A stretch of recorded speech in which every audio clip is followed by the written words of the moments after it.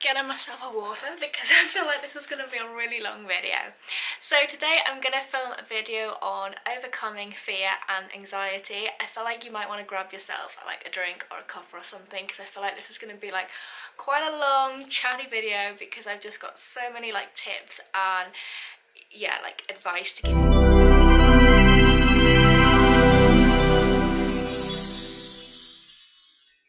So the idea of this video came about because if you're following me already, you'll know I'm doing Self-Love Timber on Instagram, and I've been working with people on the Facebook group to teach people how to love themselves. And the thing that kept coming up was like overcoming anxiety and fear. So for me, anxiety was way harder to overcome than depression, even though I feel like when I had depression it was more severe than my anxiety, if you can compare the two, because I know they're very different, but it definitely felt worse. The depression was just this I don't know, just this overwhelming, just awful experience that felt like it went on for forever. Where anxiety, although it was really toxic and awful and just like a daily thing of kind of feeling heavy here and just worrying and just worrying about stuff I didn't need to worry about, it just kind of felt like relentless, even though it didn't feel as bad as when I was depressed.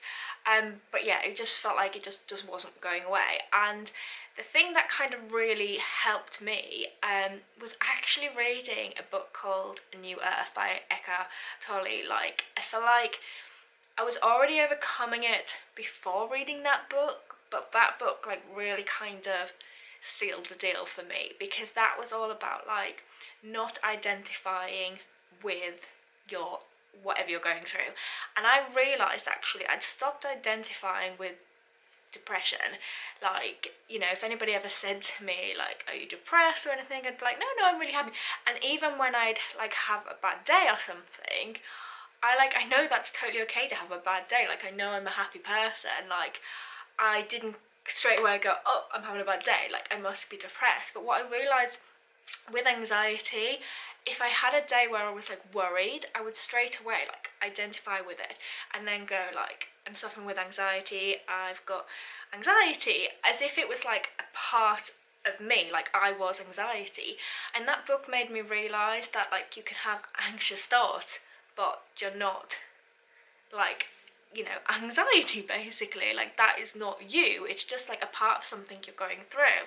So I started realizing and kind of accepting these kind of feelings and stuff, and kind of going, oh, this is okay, it's okay that I'm feeling anxious, that's totally okay, it's absolutely fine. And that was that. And his book's very much kind of about the ego, but my perspective of his book is the ego is this bad thing. Since then I've kind of gone off and done my own stuff, and I think it's anything, you just have to find what works for you. And in my experience, the ego just isn't a bad guy. So if you're thinking, what the hell is she talking about, ego is that kind of part of you that worries about things, that overthinks things, that sometimes thinks the world's against you when it's obviously not. And it is just it's obviously coming from a place of not love, but it sort of is. So your ego is the part of your brain that's there to protect you. You think, caveman days, you needed that kind of alert in your brain to say, danger, you're going to be eaten by a lion, sort of thing. It's there ultimately to protect you, and that's a really loving thing. But in this day and age, quite often we're not in any danger. We're worrying about stuff that we really don't need to worry about. And if we remember to kind of get in the present moment, in the now, which is something Eckhart Tolle talks about, you'll realise all is well. If you're watching this video right now, or listening to it right now, in this very moment, in this very second, all is well. Whatever's happened in the past is gone. You can't feel it, you can't touch it, is gone. And the future, again, you can't feel it, you can't touch it, it might never come. The only time you're ever in the now. So when you get to the future, that becomes the now, and everything right now is well. But the ego is a really beautiful thing, and it's given such bad like credit for like making our lives like shit and like suffering and stuff. I feel like it's only a bad thing if you kind of fight with it. So what I do now, if I kind of have a day where like I get nervous about something or I worry about it doesn't become anxiety anymore. It doesn't become this full-blown thing, because what I do is I acknowledge that, and I kind of say, hey, like, I hear you, like, you're worried about this, but like it's gonna be okay. Like, it doesn't go off into this like whole tangent of like other stories, like, oh, but if this happens then that might happen and this might happen, and all these kind of like stories. I just kind of go like, hey, like, thank you for checking up on me, I see you're worried about me, like, but I'm gonna be okay, like, all is well. I think the thing is, what I kind of realised, there's all these like quotes and stuff about like being fearless, and you have to be fearless and never be frightened and stuff, and I think that's what causes anxiety for people, because then when you're not like that and you're worried about something, you think something's up.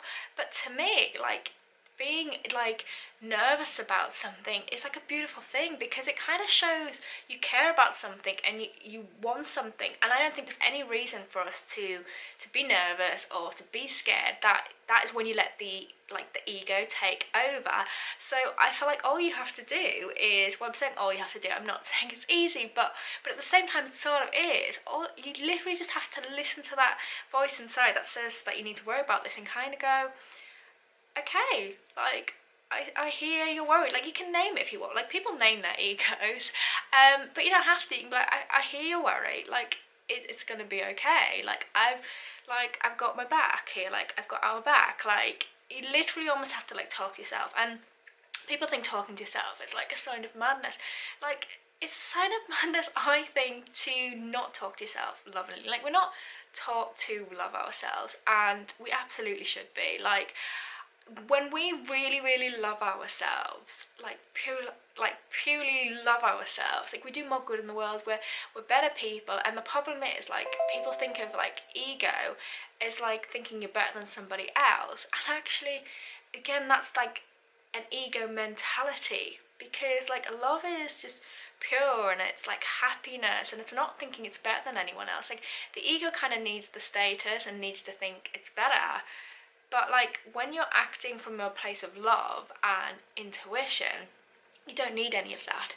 So for me, it's kind of learning to like acknowledge your ego, because just like all of us, it just wants to be heard, it wants to be listened to. And if you don't like acknowledge it, it's going to pipe up louder, because it's like, did you not hear me the first time? Did you not hear me the first time? And that's when it becomes like a full-blown like anxiety, where it's like overwhelming and you feel like you can't function, because you're trying to like numb it. You're like trying to shut it down and say to, this isn't right, I shouldn't be feeling like this. Well, yeah, maybe you should. Like, maybe it's saying like, I'm worried about this because you care about it.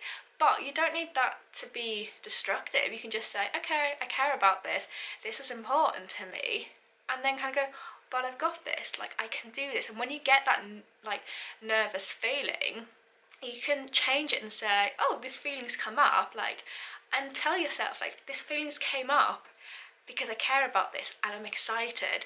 Like, your brain doesn't know the difference between like nervous and excited. I can remember like Mel Robbins, she's got a brilliant like YouTube channel, she talks about this a lot.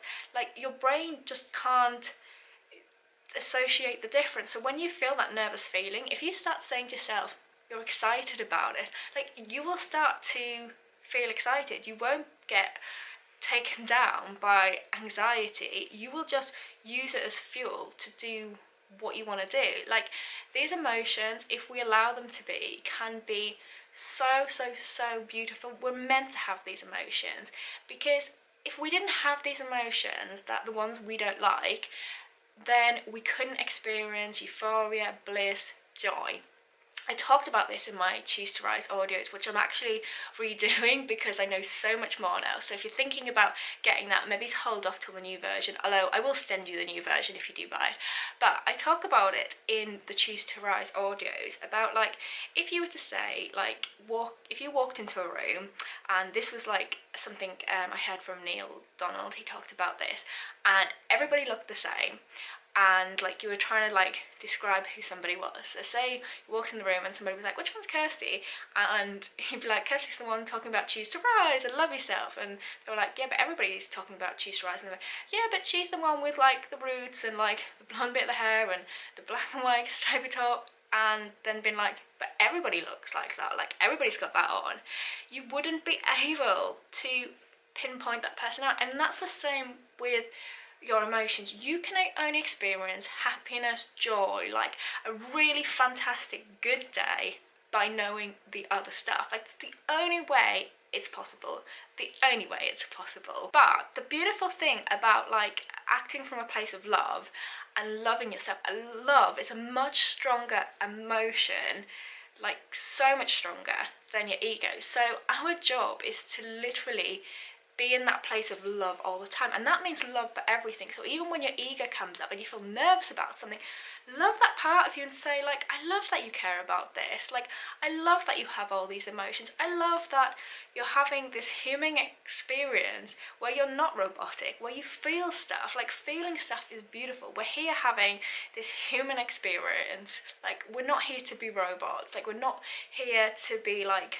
motionless, you know, like feelings are beautiful. Imagine if like somebody said to you, oh my gosh, my dad has been in an awful accident, and you were like, woohoo, that's good, like because you were always staying happy because you thought that's what you should do. That would be so inappropriate, like just not compassionate at all. You would not say that. Like, you know, I'm all for like being positive and stuff, but like emotions is what makes us beautiful and connect with people, and yeah, like have that kind of like compassion and empathy. You know, if somebody said that to you, you'd be like, oh my gosh, is there anything I can do? Can I help? Like, I hope he's okay.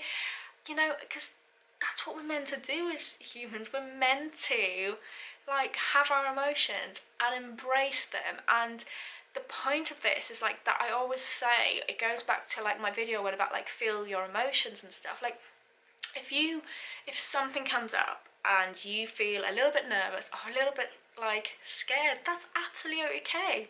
Just acknowledge this, like acknowledge it and own it and say like, I'm a bit scared about this, but I'm gonna do it anyway. I'm gonna like leap, I'm gonna do this, like this is just me being excited. And that is what will become your reality. The other thing I want to say, I know it's like easy for me to say, just switch it to excitement, don't let it take over, like talk to your ego and stuff. Sometimes like depending how extreme your anxiety is, it's not always easy to go straight jumping into that. So what's a really good thing to do is to literally like go through your emotions until you get to a better place, and then you can do it. So what I find really good is journaling, getting everything off your chest, because basically these worries, they need to be heard, they need to be acknowledged, because otherwise they're just gonna keep bubbling up. Like this stuff comes up to be healed. Like sometimes we don't know why we're like struggling with certain circumstances, and if we can find the root cause, sometimes it's something from like our childhood, which is why in the Choose to Rise stuff that I do like an inner child meditation, on the healing meditation, and sometimes it's stuff from our past, sometimes it's like more like sort of present stuff, but like for sometimes we're feeling anxious about something and we think we're just like, I don't know, say worrying about our new job,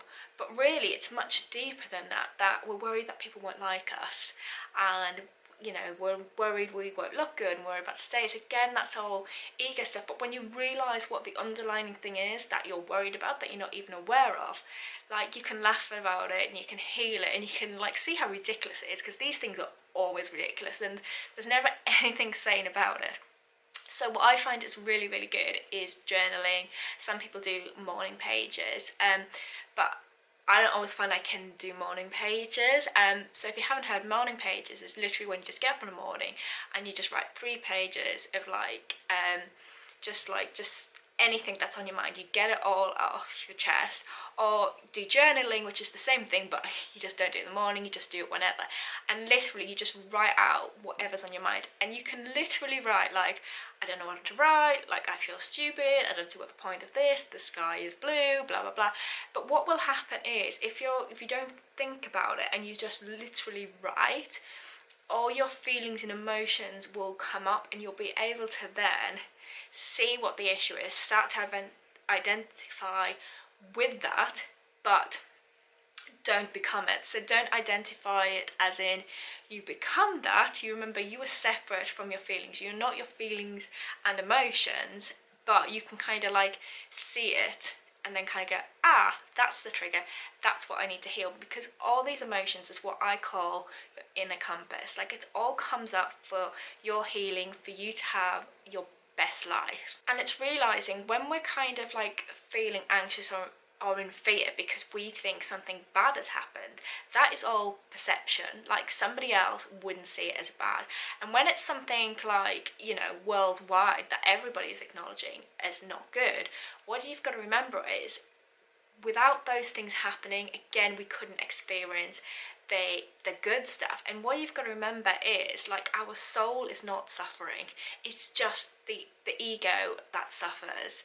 Like it's not. Like we suffer up here, but like actually like our soul, all is well. They know there's a perfect plan.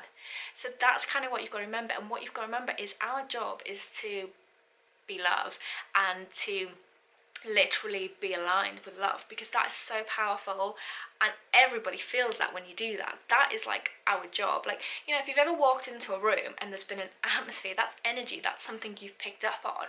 But also you can go somewhere and you'll be like, I get a good vibe from this place. It's the same thing. And that's when like somebody's in a place of love. So our job is to always be in a place of love, and you do that by like acknowledging the darkness or the ego or whatever you want to call it. I wouldn't call it darkness. Like to me, like light can only exist with dark, you know? Like it's kind of acknowledging that, and you making sure that you listen to it, you hear it out, because you know what you resist persists. If you try and numb it down, it's going to get louder. So thank it. Like say, hey, thank you for showing up. You know, I think like we think if we're nervous or we're like worried or, you know, any of these emotions we don't like it's a bad thing. Only if we identify it as a bad thing, it's a bad thing, you know. But if you don't identify with it as a bad thing and you don't become that thing, like you don't become anxiety and you realize it's separate from you, then it can't touch you.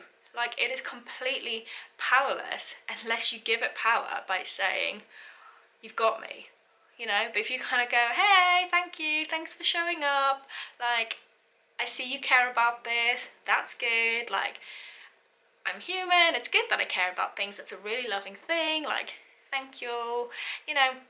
And then there's the other side of it, like, where the ego actually gets, like, stuff done, you know, like, it starts off being about, like, an ego thing, like, about, like, so say, I think I've used this example before, say you want to get abs, that's probably like an ego thing of like wanting to look good on Instagram, and you know, vanity and all that kind of stuff. And as I say, I don't really believe in vanity, but that's kind of, it is that kind of mentality of like, you believe having abs will, you know, make you look better than somebody else ultimately, right? Because love is kind of like, I love myself exactly as I'm at, I don't need to change, and I will change the more I love myself, because naturally I will grow and evolve. But like real love, I love myself right now.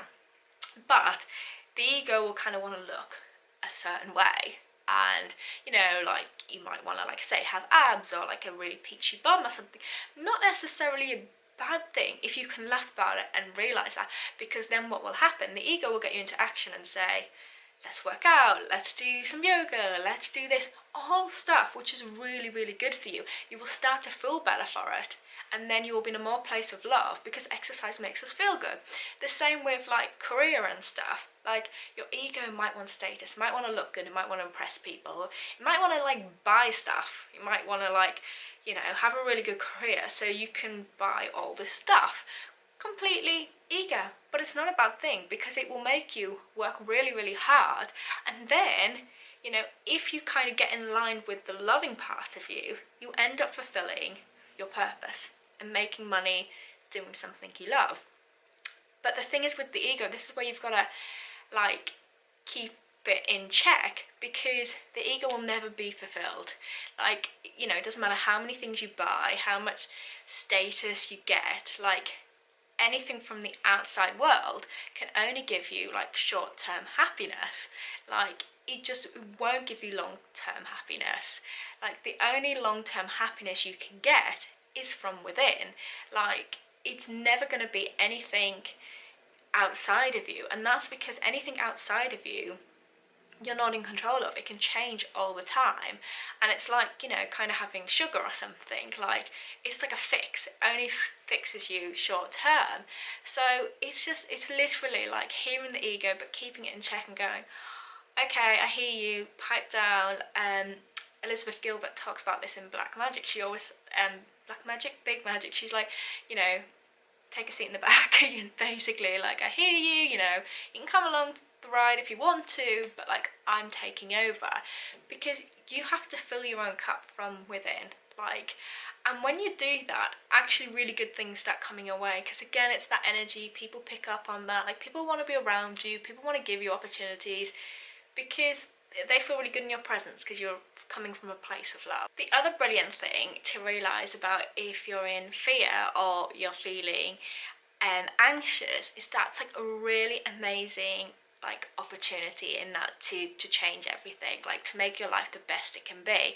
So whenever you find yourself like in that kind of funk, literally say to yourself, I choose to rise. I choose to rise. Like, I actually do it like this. I go, I choose to rise. Some people do like peace begins with me.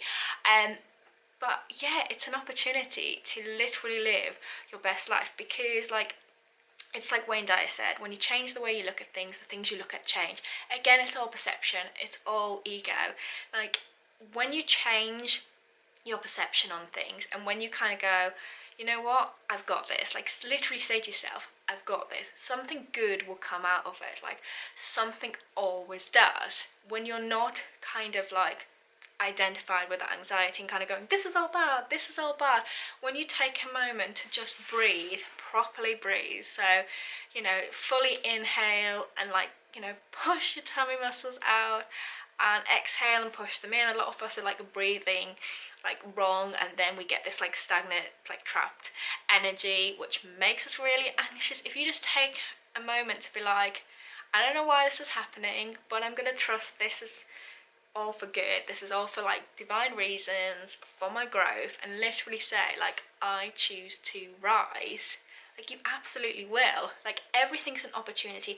Every time you think something's gone wrong, or you deem something is going wrong, it's an opportunity. Like, it absolutely is. Even when you see like somebody that you believe is suffering, as I say, it's only the ego that suffers. Like, our soul knows there's a plan, knows we're gonna go on, like, is just happy. But yeah, our ego up here is what suffers. And the problem is, sometimes even doctors will say like, oh, you've got anxiety, it's a chemical imbalance with your brain, you're always going to be this way. Again, that's a thought. Like, and your mind, when these funky thoughts are coming up, it means your mind's working. So if you tell your mind like, it's safe, all is well, your mind will sort that chemical imbalance out, because that's what your brain does. Your brain takes messages we give it and changes things. It's like, you know, Louise Hay's work, You Can Heal Your Life. You know, there's multiple stories online where people have literally thought the way into good health. The problem is, a lot of us don't control our mind. Like, our mind is like a computer. You have to program it. Like, you have to program your subconscious. Otherwise, it's in a default setting of like worrying, being in fear for our survival. You know, like, it's there for our survival. It's there to keep you alive. It's not there to make you happy. That is our job, to program that, to program our subconscious to be happy by saying loving things to ourselves like, you've got this, you've got this, you've got this, great job, great job, great job. Because to our ego, it will never be enough. You will have never done a great job. Like, so you have to do it yourself. You have to pat yourself on the back for all the little wins. Like, I don't care if it's just you got up and you got dressed. Like, you don't have to. You could lie in bed all day and do nothing. I don't care if it's just you got the kids to school on time. I don't care what it is.